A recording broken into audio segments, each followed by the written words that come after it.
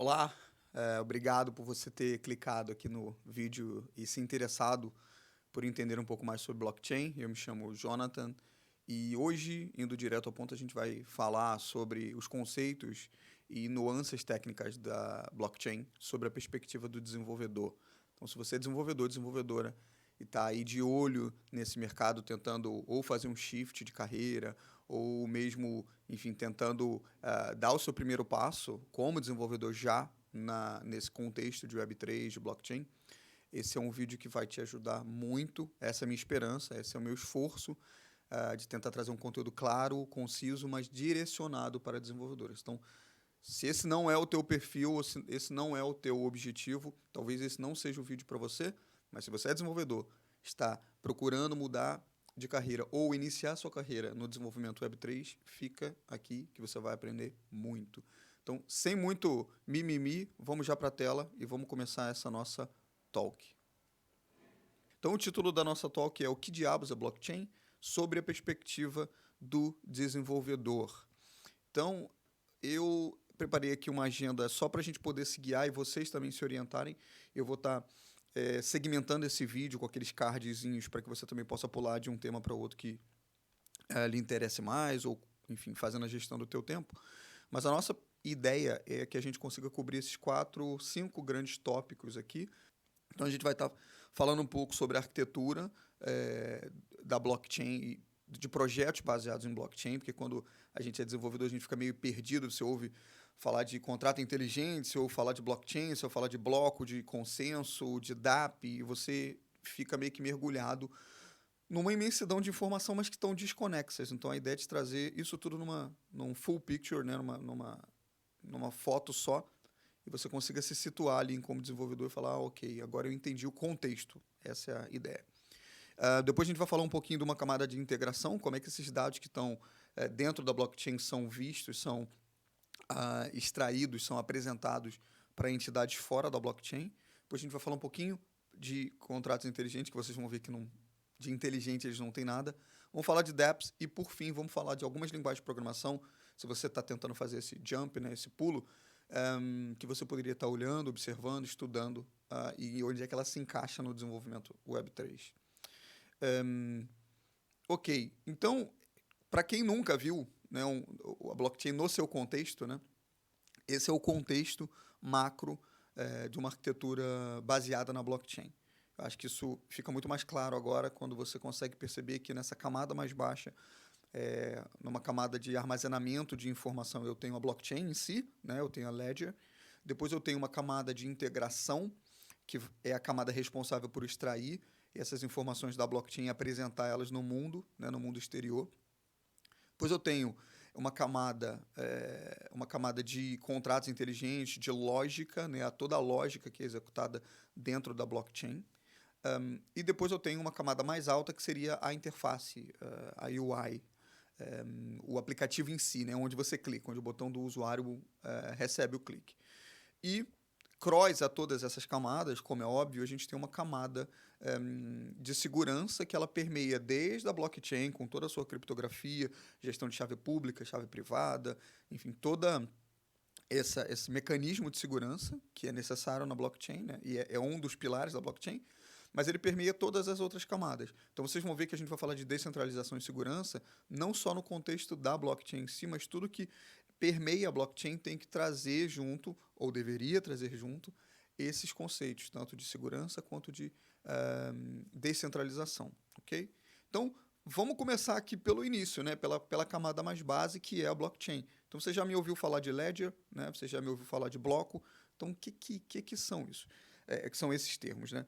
A blockchain, ela nada mais é que uma estrutura de dados para armazenar informações de maneira segura, transparente e descentralizada, ok? Então, ele é, mal comparando, eu vou fazer analogias que talvez não sejam as mais corretas, mas para quem está iniciando, é para tentar fazer o sentido de te trazer para mais perto do conceito. Você pode comparar a blockchain como a grande base de informação, banco de dados, descentralizado, criptografado, okay? E distribuído.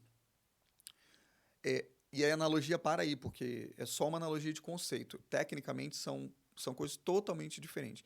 Mas como que você encaixa isso numa arquitetura de sistema é nessa camada de banco de dados, que é uma camada numa arquitetura normal para armazenamento de informação. A blockchain ela também é uma camada de armazenamento de informação, só que ela trabalha de maneira diferente, que a gente já vai ver. Então, a blockchain ela trabalha com base em transações, né? Tudo que você faz acontecer na blockchain, o resultado, a granularidade mínima ali é uma transação, e essa transação ela tem que ser validada, ela tem que ser depois inserida dentro de um outro objeto, que é o bloco. Esse bloco também tem que ser validado, e depois disso tudo acontecer, isso é encaixado, isso é um append na blockchain. Né? Blockchain seria um chain de blocos, que seria a tradução literal para uma corrente de blocos. Então você consegue inserir novos blocos numa corrente, né? Sempre referenciando o bloco anterior. Então, vamos ver como é que isso acontece aqui na prática nesse diagrama. Para a blockchain acontecer, a gente já falou que ela tem que ser distribuída, ela tem que ser descentralizada, ela tem que ter validações. Então, como é que isso tudo acontece na prática? Quando a gente ouve falar de blockchain, você ouve sempre uma associação com nodes, ou nós, né? A gente sempre ouve as pessoas falam, tem os nós, tem os validadores, tem os mineradores. Esses termos você já deve ter ouvido aí em algum momento. E esses termos, né, eles nada mais são que são servidores. Esses nós, eles são servidores espalhados, distribuídos. Esperamos nós que geograficamente distribuídos, né, para manter essa descentralização verdadeira, mas eles são servidores. Não era assim quando a blockchain foi idealizada, e a primeira blockchain, a gente chama da mãe das blockchains, foi o Bitcoin, né? Invenção do ou da ou deles, que a gente não sabe quem é essa entidade, chamado Satoshi Nakamoto. Então, a gente não sabe bem quem é essa entidade, mas quando isso foi concebido, a blockchain, esse sonho era que você e eu conseguíssemos rodar esse programa, né, no nosso computador, no nosso laptop e tudo bem. A verdade é que isso não acontece. Né? O poder computacional hoje empregado para validação das transações, para criação de novos blocos, ele é tão grande e ficou tão profissional que indivíduos com máquinas normais já não são... já não vale a pena. Já não vale a pena. A ideia é essa. Existem várias blockchains, como eu falei, o Bitcoin foi a mãe deles, mas existem várias. E as blockchains têm cada uma o seu método de consenso, umas compartilham o mesmo método, outros não, mas isso é papo para outro vídeo. Então, quando a gente fala de nós, esses participantes da rede, a gente está falando de servidores. Tá? Então, são servidores que rodam um programa de computador, lá um script, e dentro desse script você vai ter várias funções. É um programa, assim, como você e eu somos desenvolvedores, os desenvolvedores que criaram essa blockchain desenvolveram um programa que permite com que esses servidores consigam, de maneira descentralizada, né, se comunicar e validarem as coisas. Então, é isso que o nó faz. Se extrair aqui o suco, é isso que ele faz. Ele valida transações, né, ele valida blocos e ele atinge consenso. É isso. E o consenso ele é atingido quando mais do que 51% dos participantes dessa rede concordam em alguma coisa, concordam que algo é verdadeiro. Então, aqui nessa nossa imagem, a gente vê que a gente tem aqui 8 participantes nessa rede hipotética, né? E esses 8 participantes, cada um deles tem uma cópia da Ledger, ou seja, aquela estrutura de dados que armazena todas as transações, todos eles têm essa cópia da Ledger. A gente está aqui falando, também não vou entrar no detalhe do que é um full node, do que é um light node, não vou entrar nesse detalhe agora, para isso dá um vídeo só. Se a gente for falar só de node, a gente consegue fazer um vídeo só falando disso. Mas esses caras estão distribuídos nessa nossa rede hipotética aqui, 8 participantes da rede, cada um com a sua cópia da Ledger, e aí a missão deles, né, eles têm que se comunicar entre eles e alcançar consenso quando validando informações das transações. Então, toda vez que uma transação é jogada na rede, eu vou já falar disso, existe um broadcast dessa informação. Então, eles validam individualmente a transação e depois atingem consenso. Eles dão a resposta deles. Olha, eu acho que isso é verdadeiro. Aí o outro diz, eu também acho, eu também acho, eu também acho. Se a maioria diz que acha, ela é verdadeira. A mesma coisa para o bloco. quando o bloco ele é eleito para ser inserido na blockchain, há que haver um consenso antes desse bloco ser literalmente inserido na ledger, né? Na estrutura de dados. Então, isso é a blockchain, e o método de consenso, no seu conceito, ele é isso. É quando a maioria dos participantes da rede convergem na aceitação de uma transação, de um bloco, enfim, eles decidem que aquilo é verdadeiro. E aí a gente já falou de transação, a gente está falando aqui um pouco de consenso, então vamos mergulhar um pouquinho mais fundo nisso. Quando um usuário, quando você e eu fazemos uma transação, submetemos uma transação na blockchain, você vai lá na tua MetaMask, ou você vai numa exchange. Exchange não é um bom exemplo, porque as exchanges elas não vão na blockchain diretamente, né, o tempo todo. Para outro vídeo também, a gente pode falar só de exchange. Mas vamos pegar aqui o conceito, então, da MetaMask, quando você submete, você quer enviar dinheiro, o Ether, para mim ou eu para você. Quando isso acontece, essa transação ela sofre um broadcast na blockchain, e todos os participantes, né, que assumem esse papel de validadores recebem essa transação. Quando eles recebem essa transação ela entra numa estrutura chamada mempool, ou uma abreviação para memory pool, que nada mais é que uma estrutura temporária onde transações não confirmadas residem. E ela é temporária por quê? Porque ela tem um papel de permitir que o validador, né, que esse nó participante, ele ordene as informações, as transações, da maneira que ele quer. Então, o que acontece aqui? Esses quatro nós, esses quatro participantes, eles recebem a mesma transação, ok? Eles receberam a transação. Só que, dependendo de cada um deles, eles podem ordenar de maneira diferente, porque o que define que uma transação vai entrar no bloco do minerador A, mas não vai entrar no bloco do minerador B? Existe uma série de atributos, pequenos atributos, que são feitos para que os mineradores escolham as transações, mas a principal delas, a que você vai mais ouvir, é a quantidade de FII que a transação carrega. E o que é esse FII? Quando eu transfiro $10 da minha carteira MetaMask, por exemplo, estou usando a MetaMask que é mais comum, mas tem várias. Então, quando eu transfiro da minha carteira para a carteira de uma outra pessoa, esses $10, eles não vão chegar $10 do outro lado. Eu tenho que pagar um FII para transacionar, para usar essa rede. E quando eu vou submeter minha transação, eu sei qual é esse custo. Se a gente estiver falando, por exemplo, da Ethereum, você consegue ver lá o custo do gas da ocasião, o máximo volume de gas que você está disposto a pagar por aquela transação, etc, etc. Então, eu sei quanto é que vai me custar usar essa infraestrutura chamada blockchain, quando eu vou transacionar. Quando eu escolho, né, esse volume de FII que eu quero pagar, eu posso estar escolhendo mais ou menos do que uma outra pessoa que está transacionando na mesma rede.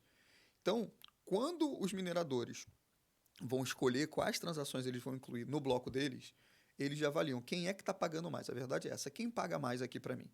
Então, eles vão olhar as transações que estão pagando mais e vão ordenando ela, sobre vários aspectos, mas esse é o principal deles. Por quê? Porque parte da remuneração que o minerador tem vem da quantidade de FIIs que o bloco que ele criou agrupa. Então, se eu sou um minerador, estou construindo meu bloco localmente, imagina que meu bloco ele vai me gerar $100, aqui um exemplo hipotético, e eu poderia ordenar as transações de uma outra maneira, e esse mesmo bloco, com transações diferentes, iria me gerar $200, eu vou criar blocos que me geram mais dinheiro, porque esses $200 de FII vêm para o meu bolso, como minerador, mas eles só virão se o meu bloco entrar. Então, isso é um outro mecanismo de ajuste, porque senão todo mundo ia querer só botar as transações que pagam mais e estava tudo bem. Então, assim, existe um ajuste aqui que eu não recebo as transações que eu cunho no meu bloco se o meu bloco não entrar na blockchain, ok?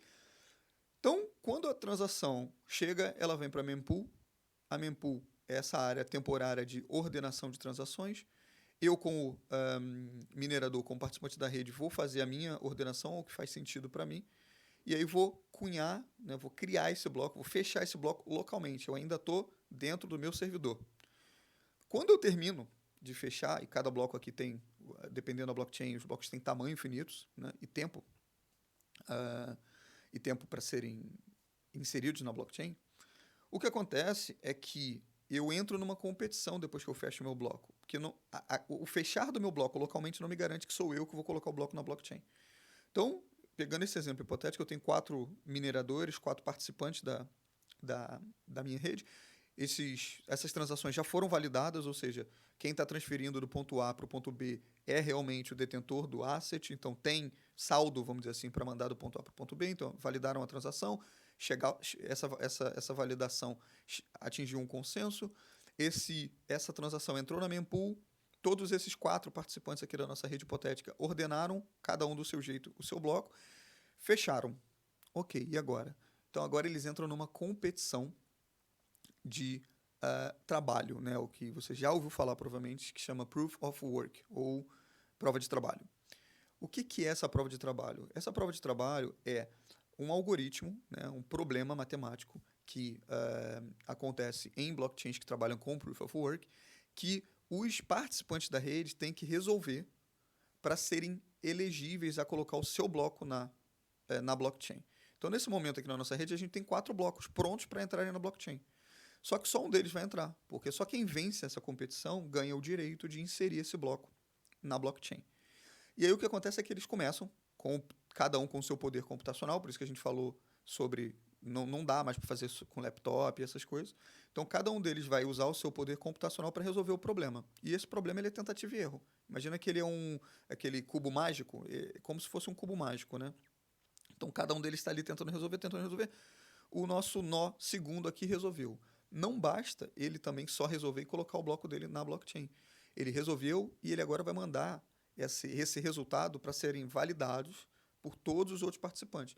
Então, ele resolveu, é aquela coisa do ganhou, mas não levou. Então, ele resolveu o problema, só que ele agora tem que achar consenso. Os outros participantes têm que dizer, olha, você realmente o resultado está correto, pode inserir o teu bloco na blockchain. E aí ele ganha o direito, ele pega o bloco que ele tem, né, e esse bloco ele é inserido nessa estrutura de dados, e aí todos os outros blocos, todos os outros participantes atualizam, né, essa informação localmente.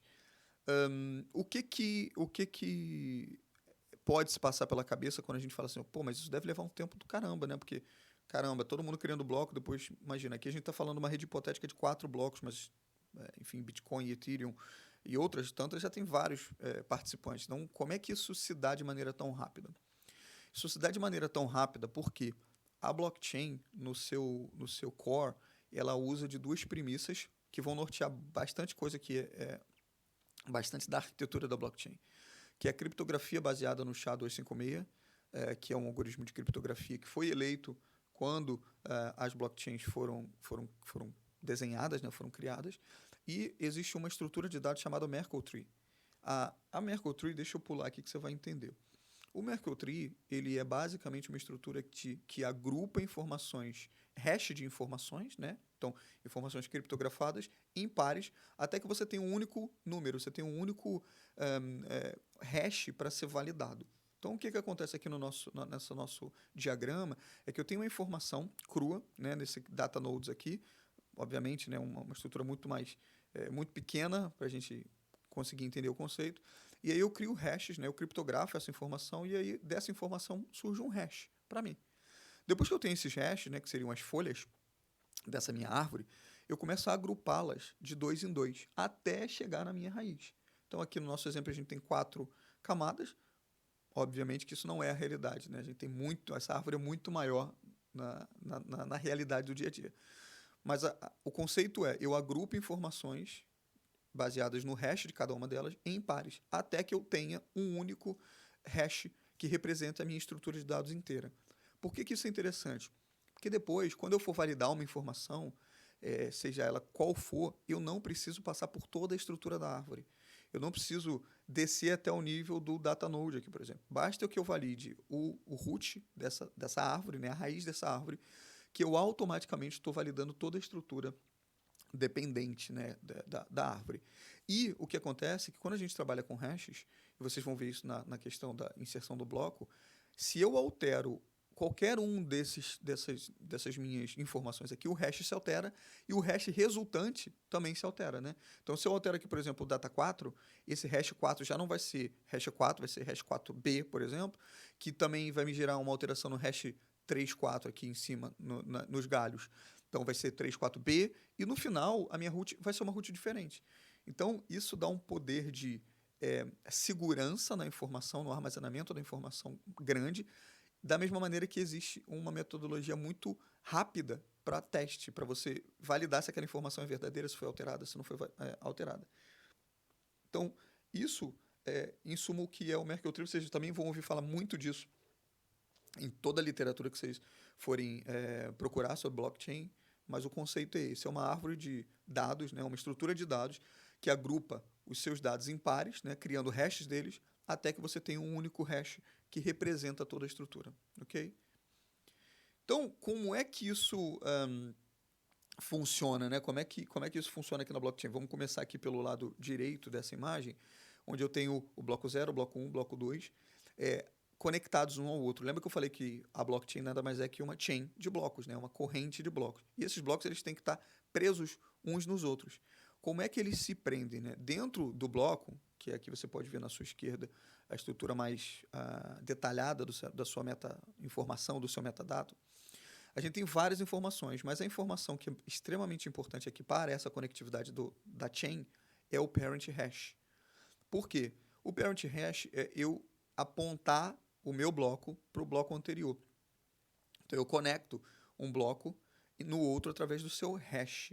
E, como eu falei agora no exemplo do Merkle Tree, se eu altero alguma coisa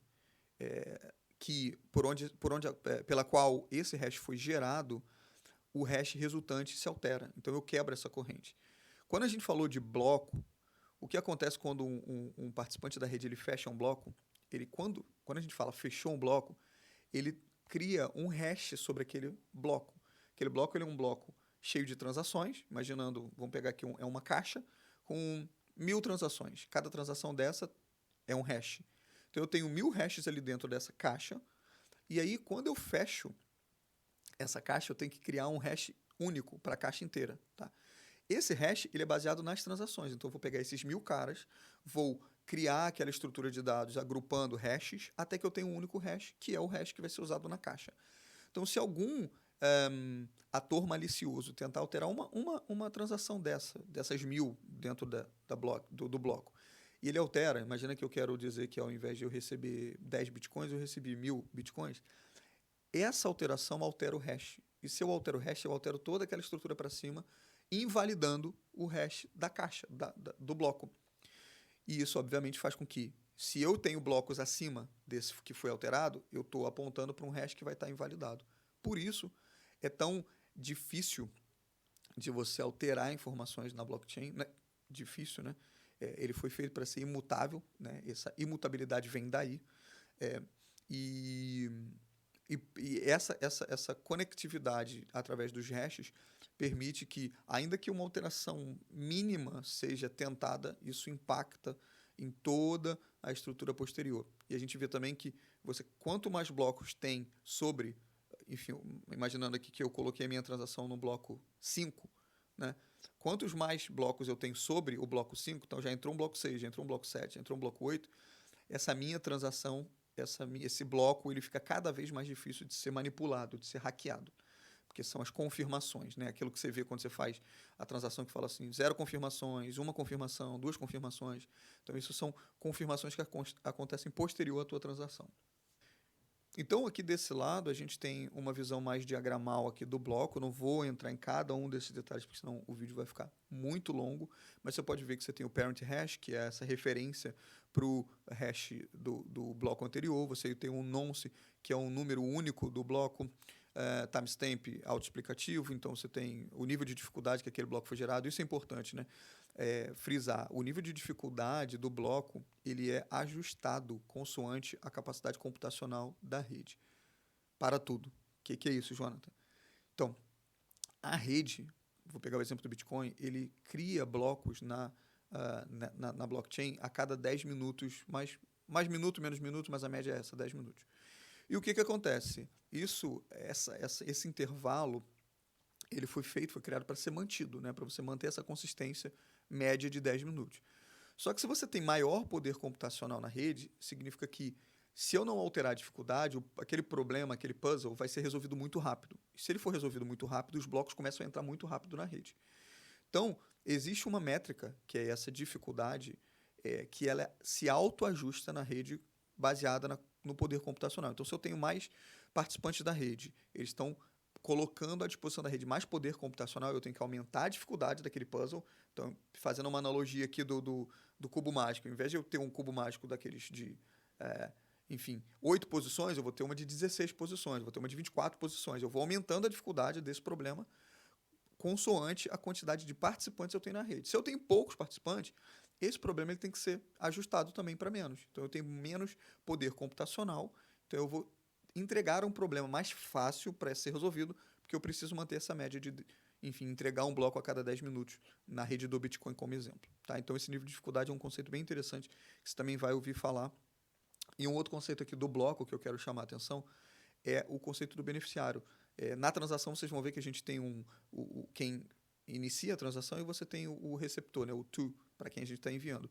Aqui no bloco, esse beneficiário, ele é o minerador, ele é o participante da rede que foi responsável por cunhar esse bloco e entregar ele na blockchain.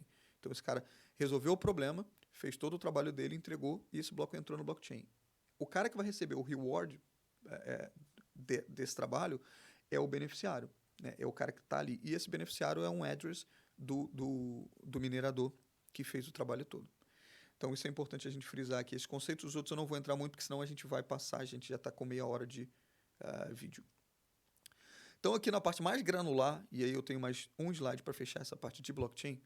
Então, na parte mais granular da blockchain, você tem a transação, né? O início de tudo. Eu comecei do mais denso para o mais simples. Uma transação nada mais é que a transferência de um asset de um ponto A para um ponto B, né? Isso acontece no mundo real, então quando eu vou transacionar, eu vou comprar pão na padaria, eu estou fazendo uma transação. Eu estou entregando dinheiro para o padeiro e o padeiro está me entregando pão. Então, a gente acabou de transacionar dinheiro em troca de pão. Na blockchain não é diferente. Uma transação é quando eu transfiro um asset do ponto A para o ponto B. Então, nesse caso aqui, o Bob está enviando $10, a Alice está entregando $10, por exemplo, para o Bob.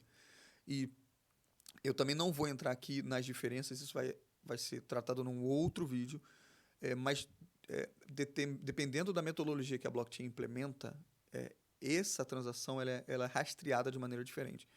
Então, a Ethereum, por exemplo, a Celo, a Solana trabalha com o account-based, é uma pegada diferente, né? Um método diferente para rastrear a transação. E, por exemplo, o Cardano, o próprio Bitcoin, trabalha com outro método chamado UXTO, okay? Que é, tentando fazer uma tradução literal, transações não gastas, mas o conceito é melhor do que a tradução. Enfim, não vou entrar nesse detalhe aqui, mas uma transação é a transferência de um ponto A para um ponto B, e aqui eu tenho alguns metadados, algumas meta-informações para referência. Então, aqui no carinha, aqui, né, nesse exemplo, nesse ícone da pessoa, a gente tem as meta-informações que você vai encontrar em transações. Então, se você for lá no Explorer de qualquer blockchain, é isso aqui que você vai ver. Então, você vai ver o nonce daquela conta, você vai ver o balanço daquela conta. Se você clicar lá, você consegue ver a quantidade de asset, seja ele qual for que aquela conta tem. Você tem o storage root, se você está trabalhando, por exemplo, com contratos inteligentes, enfim. E você tem o code hash. E aí você pode se perguntar, mas se eu consigo ver, por exemplo, o balanço de todas as contas, onde é que está a privacidade? A privacidade não está na informação que está na blockchain. Essa informação ela é pública, você consegue ir, você vai conseguir ver o balanço de qualquer conta. Você pode pegar ali qualquer carteira, você vai ver quantos bitcoins tem, quantos ethereums tem, quanto uma moeda que seja. A questão aqui é que você não sabe quem é o dono desse asset, né? Por quê? Porque a gente não tem atribuição de nome, e-mail, localização. A blockchain não se preocupa com isso, né?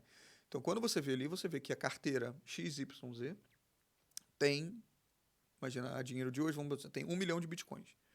Mas você não sabe quem é o dono dessa carteira, você não sabe onde é que essa carteira está geograficamente no mundo. Então, a privacidade está aí, ok?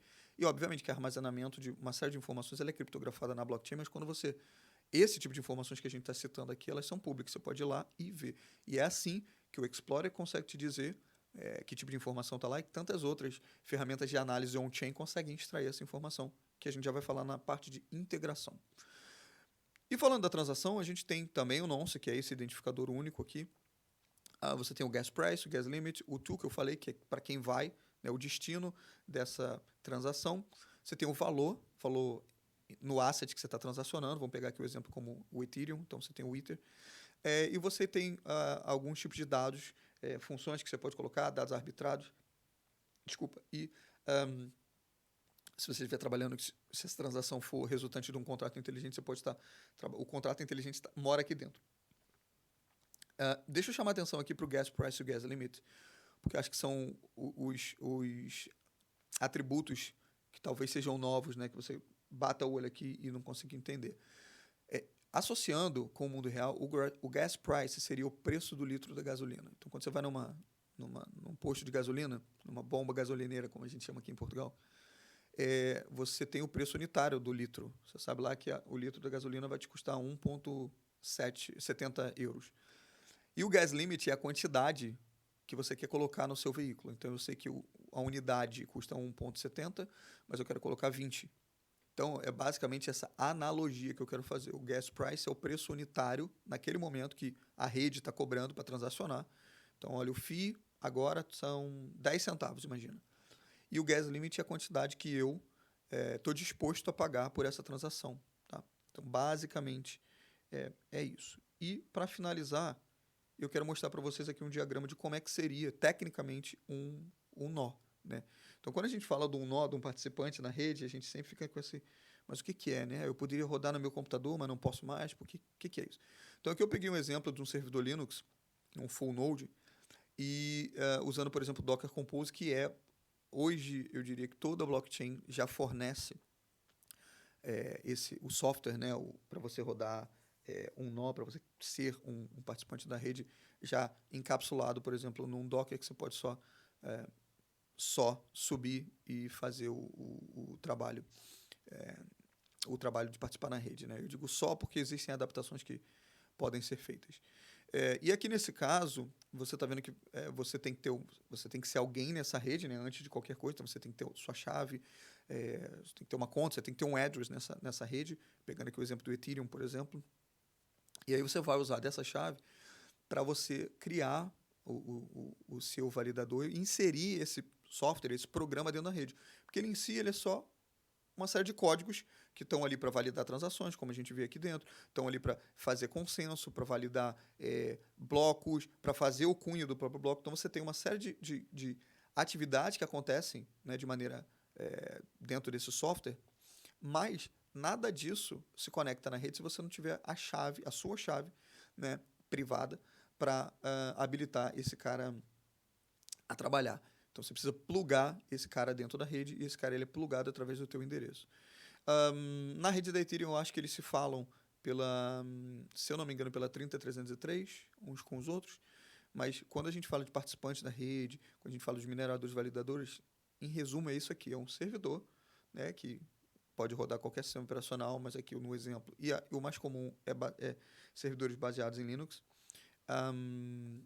e esses caras basicamente estão fazendo aquele trabalho todo que a gente falou de criação do bloco, de validação da transação, etc, ok? Então, isso faz com que a gente feche a parte de blockchain e a gente tem 36 minutos só falando de blockchain. Ok, então falando um pouco dessa camada aqui da integração, todo dado que acontece na blockchain a gente chama de on-chain, né? Um bloco que ele mora ali na blockchain e tem toda a sua estrutura de dados respeitando o que a blockchain determina. Só que isso cria um silo, né? Isso cria uma ilha de informação que, se não integrada com o mundo exterior, com agentes exteriores, ela cumpre o seu papel, mas não ajuda muito mais do que isso. E aí, quando a gente tem essa camada de integração, a gente tem uma camada que extrai os dados de dentro da blockchain, né? E oferece esses dados para entidades externas. Então, eu vou dar um exemplo aqui que todo mundo vai entender. Se você tem, por exemplo, um Kafka escutando na blockchain ali determinados eventos e criando um stream de dado, enfim, para ser consumido por uma outra entidade qualquer. Então, você tem softwares, e aqui a gente já não está falando mais de softwares descentralizados na sua essência, embora essa camada também deveria estar descentralizada para respeitar aquilo que eu falei no início.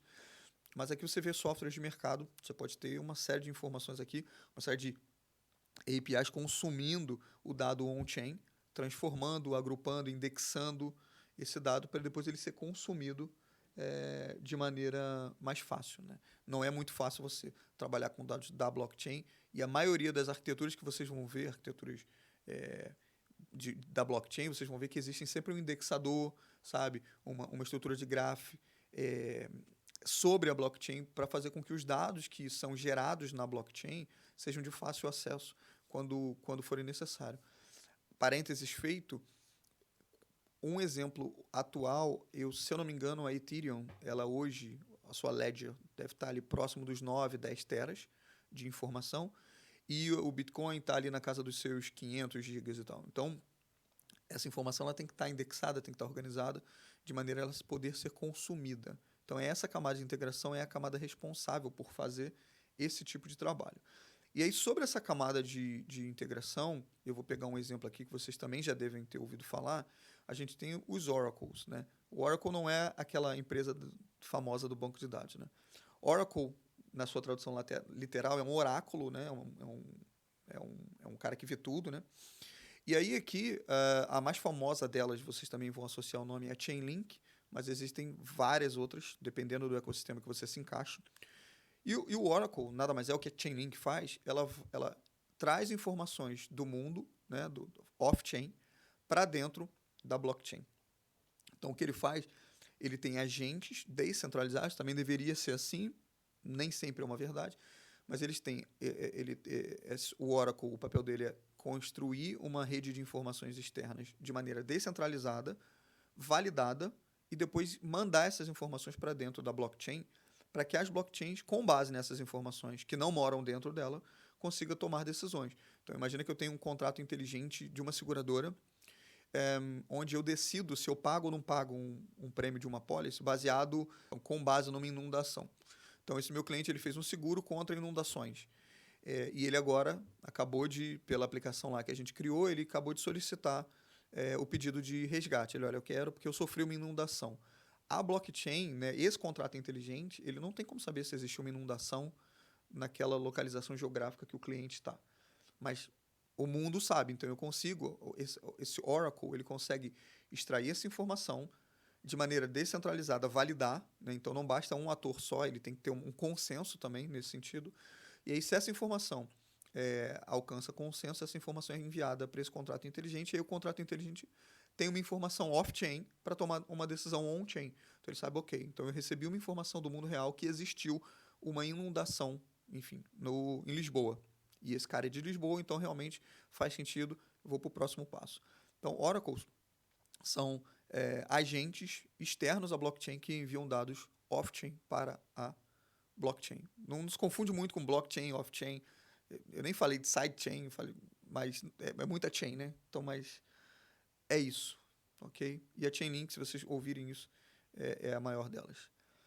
Avançando aqui e já caminhando para o final, a gente tem essa camada, chamada uma camada lógica, né, dos nossos contratos inteligentes.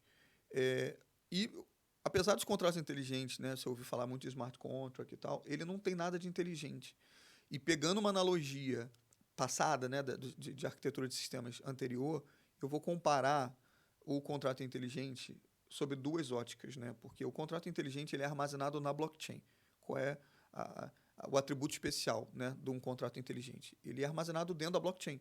Então, depois que você cria, você gera uma transação e ele vira um hashzinho lá dentro também. O código está lá, mas ele vira essa estrutura de dados que a gente já viu na transação. Isso é o especial que acontece nele. Então, se eu for comparar, eu diria que, para quem é DBA, para quem vem da área de banco de dados, como eu vim, ele seria um storage procedure. Tá? Ele é um procedimento, ele é uma sequência lógica de código armazenado dentro da blockchain. Tá? Fazendo uma comparação só para trazer a ideia na sua cabeça. E se eu puder comparar, fazer sobre a ótica do desenvolvedor, enfim, do desenvolvedor Java, JavaScript, o que seja, um contrato inteligente ele é uma classe. Okay? Ele é uma classe. Então, vocês vão ver isso aqui melhor. Então, ele é uma estrutura de código, né, simples, obviamente respeitando as nuances do seu ecossistema. Então, se na Ethereum ou em blockchains que são compatíveis com a Ethereum, com o EVM, você vai estar desenvolvendo com Solidity ou com Viper e respeitando as regras de desenvolvimento desse. Se você estiver desenvolvendo para Cardano, você vai estar usando Plutus ou vai estar usando Haskell. Se você estiver desenvolvendo para Solana, você vai estar desenvolvendo em Rust. Mas, no final, eles são classes, tá? Eles são classes de código que vão ter os seus métodos, respeitando a visibilidade de cada método, a hierarquia de cada método e etc. Então, aqui eu trago um exemplo muito simples que você pode ver no Remix. Remix é uma ideia da rede Ethereum, que você pode ir lá construir o teu... É web, gratuito, então você vai lá, começa a brincar de desenhar contrato inteligente. Então você pode ver aqui que ele é uma classe, né? A gente chama ele se inicia pela palavra reservada contract, e aí você consegue criar eventos, criar modifiers, criar o teu construtor, as suas funções, etc. Mais uma vez, ele tem especificidades de um contrato inteligente. Mas o conceito, se você trouxer o conceito para sua cabeça para quebrar essa barreira do o que é esse bicho chamado contrato inteligente, pensa nele como uma classe. É uma classe com as especificidades da rede que você vai interagir. Ok? Caminhando para o fim. Então, a gente tem aqui na última camada, essa camada mais alta, é a interface. É a interface que você e eu interagimos, seja a MetaMask, como o Wallet, por exemplo. Você pode estar dentro, de repente, de uma SushiSwap, pode enfim, qualquer que seja swap que você esteja, você vai estar trabalhando ali com produtos financeiros, com DeFi, mas na prática é a interface, é o front-end. Vou chamar aqui, ele é o front-end. Tá? E aqui você tem uma variação grande de front-ends hoje explorando os dados armazenados na blockchain. Então, você tem DeFi, que seriam as finanças descentralizadas, você tem as DEXs, que seriam as exchanges descentralizadas, por onde você consegue comprar e vender suas moedas, né, suas coins. Você tem marketplaces, por exemplo, muitos populares, muitos marketplaces hoje são muito populares por causa das NFTs. Wallets, produtos de segurança, né, de insurance, e gaming, ok? E aí eu queria fazer um adendo aqui, que eu já vou para o outro slide complementando com as linguagens de programação, é que se você é um desenvolvedor front-end, você já estaria pronto para mergulhar de cabeça nesse mundo chamado desenvolvimento de Web3. Tá? Por quê? Porque basta olhar todos os projetos que estão ali com vaga aberta, e não são poucos, eles pedem as coisas que vocês já trabalham. PHP, qualquer framework de JavaScript, seja React, Angular, Vue, enfim, uma infinidade de frameworks front-end que a gente já trabalha no dia a dia, mas que, obviamente, você tem que entender esses conceitos que a gente está falando aqui. Você tem que entender o que é um bloco, o que é uma transação, o que é uma assinatura de transação, o que é imutabilidade. Você tem que entender os conceitos, porque você vai estar trabalhando com isso. E você vai depois ter que ter um esforço de aprender a SDK do ecossistema que você vai interagir. Então, se você for trabalhar com Ethereum, por exemplo, você vai interagir através de um SDK. Se você for trabalhar com Solana, você vai trabalhando sobre um outro SDK. Então, dependendo da rede que você escolher trabalhar, que você vai aplicar para a vaga, eu diria que o grande desafio é você aprender esse SDK, se tornar, sabe, master nesse quesito, porque muito do conhecimento que você já tem é totalmente transferível para o desenvolvimento no ecossistema blockchain, ok? Então, fazendo aqui um paralelo, é como se você fosse trabalhar interagir com o Stripe. Você não sabe tudo que a empresa Stripe implementa como fluxo de pagamento, mas você sabe que para interagir o seu e-commerce, você tem que aprender como é que funciona a SDK da Stripe, você tem que aprender como é que você manda pagamento para dentro, como é que você confirma, como é que você pega invoice. Então, basicamente, você estuda a SDK do Stripe, mas você não consegue entender no seu detalhe o que está acontecendo por trás. Na blockchain, se você quiser começar por aí, é exatamente isso. Você tem o seu conhecimento de front-ender, você vai trabalhar sobre uma SDK que você tem que, mais uma vez, se tornar mestre disso, né? Porque é a diferença. E aí você vai entendendo aos poucos o que acontece na blockchain, apesar da gente já ter coberto boa parte dos conceitos aqui. E por último, essas são as linguagens de programação mais utilizadas, e eu peguei aqui só 4 blockchains, mas quando a gente fala, por exemplo, do Ethereum, existe uma variação grande de blockchains que são compatíveis com o Ethereum, então isso também se aplica para elas. Hoje, o Solidity é a linguagem mais popular para a criação de contratos inteligentes, disparado, mas mais uma vez, se você for desenvolver alguma coisa para Solana, você vai usar Rust. Se você for desenvolver para Cardano, você vai usar Haskell, Plutus ou Marlowe, que é uma linguagem mais orientada a domínio. E você, se for trabalhar com alguma coisa no Bitcoin, você vai estar trabalhando maioritariamente com C++. Essas blockchains, cada uma delas, como eu falei, tem o seu método de consenso. Então, você tem o Proof of Stake na Cardano e na Solana, com a Solana tendo uma melhoria chamada Proof of History. Na Ethereum, a Ethereum ainda funciona com Proof of Work e está evoluindo no Ethereum 2.0 para o Proof of Stake, e o Bitcoin continua com o Proof of Work. Então, você tem aqui 4 sabores para você, como desenvolvedor, olhar. Se você quiser trabalhar com desenvolvimento de contratos inteligentes, eu diria que é para cá, para essas linguagens Haskell, Rust, Solidity, que você tem que olhar, C++, enfim, no caso do Bitcoin não existe contrato inteligente na camada do Bitcoin, né? A gente não está falando de Layer 2 e tal, mas são essas linguagens que você teria que masterizar aqui, masterizar, eu estou tentando traduzir o termo, né? Mas que você teria que se tornar fera para conseguir ir para essa linha de desenvolvimento de contratos. Se você quiser trabalhar com front-end ou back-end para a blockchain, e aí você pode usar uma infinidade de linguagens como JavaScript, PHP, Go, Python, enfim, Java. Se você for trabalhando com alguma DApp que é nativa em telefone, por exemplo, e que existem várias, né? Toda wallet que você mexe aí foi desenvolvida para telefone, ou ele usou React Native, ou usou Flutter, ou usou nativo, Kotlin ou Swift. Então, essas linguagens, se você já é desenvolvedor, mais uma vez, foca no ecossistema que você quer abordar e procura a SDK desses caras.